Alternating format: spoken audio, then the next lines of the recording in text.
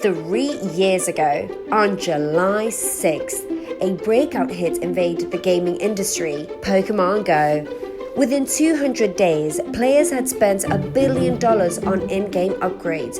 This miracle found the perfect balance between 90s nostalgia and the new realities of mobile gaming. What people might fail to catch is the importance that AR technology had in that popularity, and that is just a taste of what tech has touched in this last decade. Smart homes, voice assistants, self-driving cars, drones, 3D printing, AR/VR mixed reality, chatbots.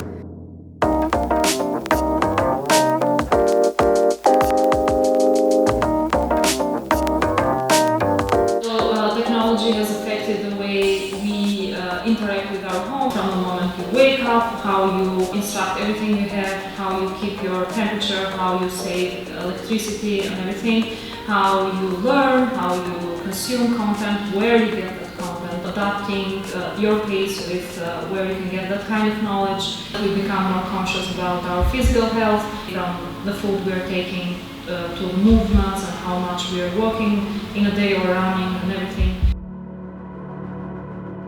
We dwell in our lives whilst everything rushes by so quickly. Our emotions thrust from high to low, from euphoria to sadness, and in the midst of getting carried away, we forget to take a moment and let it all sink in. The changes, the progress, the growth. The tech industry is no different.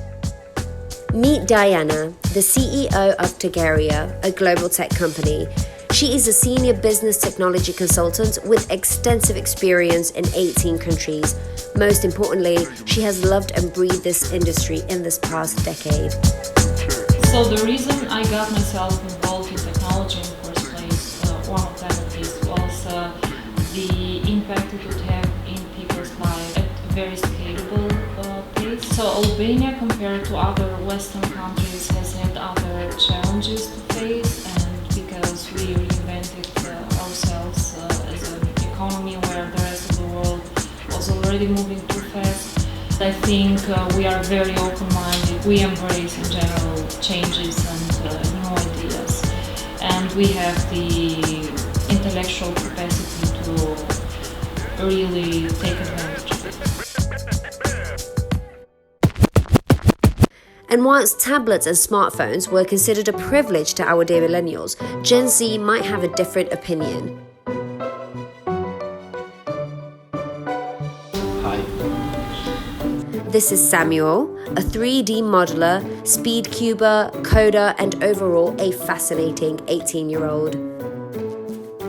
Is it annoying when everyone constantly mentions how obsessed your generation is with tech? Yeah. In the last decade, technology really changed and really grew a lot, and you can say it grew with us. So it was starting to become a part of our life now, and everything is kind of like evolved around tech. People are more into like online games now, so it's kind of like different for people, for older generations to think like they're doing a competition inside their home with like hundreds of people around the world. Yeah, I was playing games, but not all day. I was doing other stuff too, like I was doing 3D and all of that. So yeah, if I actually didn't do that, I probably wouldn't have a job now. So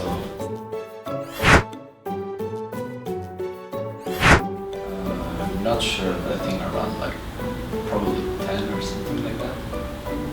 Probably in my teens, that we had phones, but you know how phones were at that time. It was the Nokia 3310. Business is one of the main areas where tech has shifted processes, departments, customers, and even our economy in these past 10 years. Businesses this decade has been presenting many endless opportunities. Technology before was accessible only for companies that could afford very big budgets, very expensive licenses, and then on the other side, if you would go for open source was not mature enough. That has changed in a very big way in this decade, because by the end of it we are seeing companies use softwares that before would be a luxury. It's the latest and greatest technology being offered as a service, so software as a service.